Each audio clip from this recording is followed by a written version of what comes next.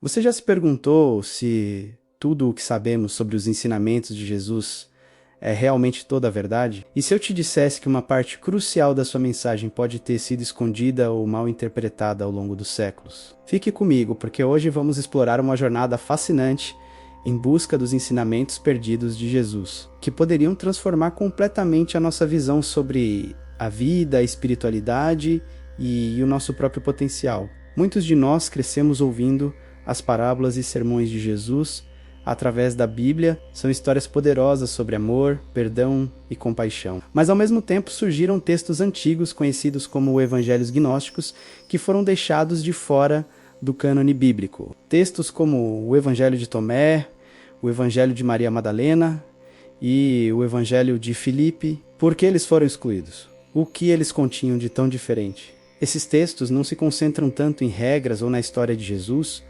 como uma figura a ser adorada de longe. Em vez disso, eles apontam para um caminho de autoconhecimento e iluminação interior. A mensagem central é que o reino dos céus não é um lugar para onde vamos depois de morrer, mas um estado de consciência que podemos acessar aqui e agora. Pense nesta frase do Evangelho de Tomé: o reino de Deus está dentro de você e ao seu redor, não em mansões de madeira e pedra. Rache um pedaço de madeira e eu estarei lá. Levante uma pedra e me encontrará. Isso é revolucionário. Sugere que o divino não está separado de nós, confinado a igrejas ou templos, mas está presente em tudo, inclusive dentro de nós mesmos. Jesus, nessa perspectiva, não seria apenas um salvador externo, mas um guia que nos mostra como encontrar a divindade dentro de nós. Essa ideia é conhecida como gnosis, uma palavra grega que significa conhecimento. Não um conhecimento intelectual, de livros, mas um conhecimento direto, experiencial, uma percepção profunda da nossa verdadeira natureza espiritual. Os gnósticos acreditavam que a ignorância, e não o pecado, era a principal causa do sofrimento humano. A salvação para eles era o despertar para essa centelha divina interior.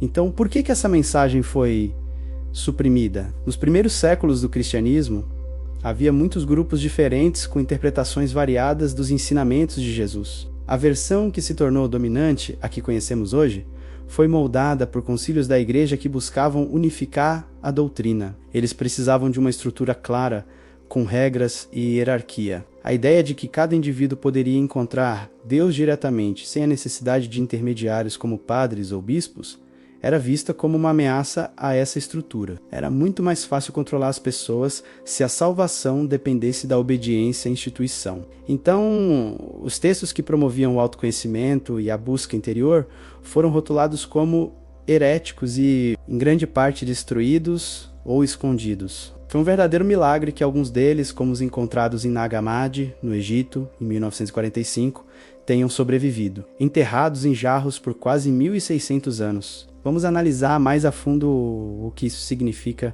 para nós hoje. Se o reino dos céus está dentro de nós, isso muda tudo. A busca espiritual deixa de ser sobre seguir dogmas cegamente e passa a ser uma jornada de autodescoberta.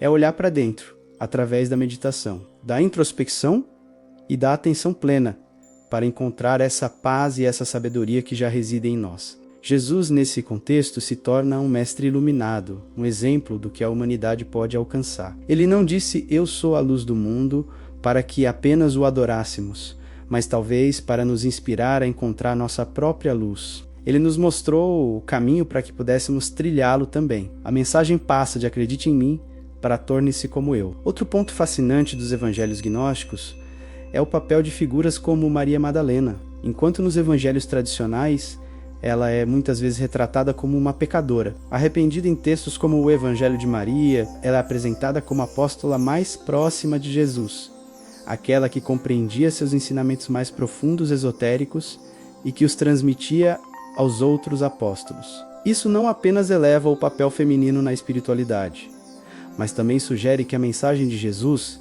tinha diferentes camadas de profundidade, com algumas sendo acessíveis apenas àqueles que estavam mais preparados espiritualmente. Essa ideia de uma mensagem oculta não é exclusiva do cristianismo. Muitas tradições espirituais ao redor do mundo falam de um ensinamento externo para as massas e um ensinamento interno para os iniciados.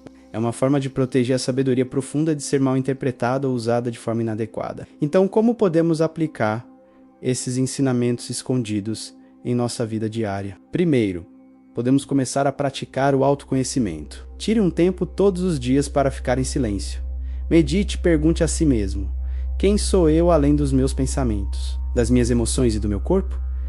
Essa é a porta de entrada para a Gnosis. Segundo, podemos mudar nossa percepção sobre o divino. Em vez de procurar Deus apenas em lugares sagrados ou em textos antigos, comece a vê-lo na natureza, na bondade de um estranho, na criatividade e, o mais importante, no seu próprio coração. A vida se torna uma experiência muito mais rica e sagrada quando percebemos que estamos imersos no divino a cada momento. Terceiro, podemos reinterpretar a ideia de salvação. Talvez não se trate de ser salvo de um inferno literal, mas de ser salvo da nossa própria ignorância, do nosso ego, dos padrões de pensamento que nos causam sofrimento. A salvação se torna sinônimo de libertação e despertar. É importante dizer que essa exploração não tem como objetivo invalidar a fé de ninguém ou desmerecer os ensinamentos da Bíblia. Pelo contrário, a intenção é enriquecê-la.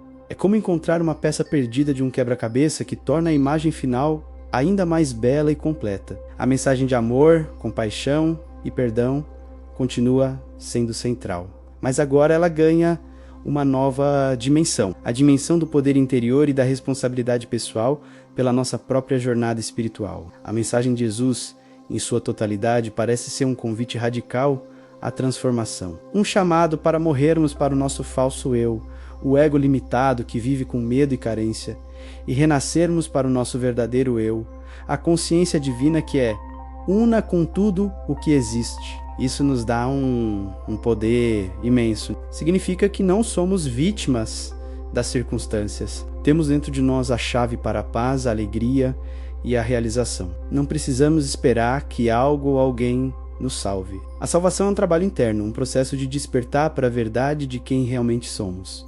Essa jornada pode não ser fácil, exige coragem para questionar crenças antigas e honestidade para encarar nossas próprias sombras. Mas é a jornada mais recompensadora que podemos empreender. É a jornada de volta para casa, para nossa essência. Os textos perdidos de Jesus nos oferecem um mapa para essa jornada. Eles nos lembram que a espiritualidade não é sobre seguir regras, mas sobre experimentar a verdade por nós mesmos. Eles nos convidam a nos tornarmos místicos modernos, exploradores da nossa própria consciência. Então, da próxima vez que você pensar nos ensinamentos de Jesus, talvez possa olhar além das histórias conhecidas. Pergunte-se, qual é a mensagem por trás da mensagem? O que ele estava tentando nos mostrar sobre nosso próprio potencial divino? Talvez a parte mais importante de seu ensinamento não tenha sido escondida de nós, mas simplesmente espere pacientemente dentro de nós, pronta para ser descoberta. Obrigado por me acompanhar nesta reflexão profunda. Se este vídeo ressoou com você, se te fez pensar de uma forma nova, deixe seu like e compartilhe com alguém que também possa se interessar por essa busca. E não se esqueça de se inscrever no canal para mais explorações como esta. Até a próxima!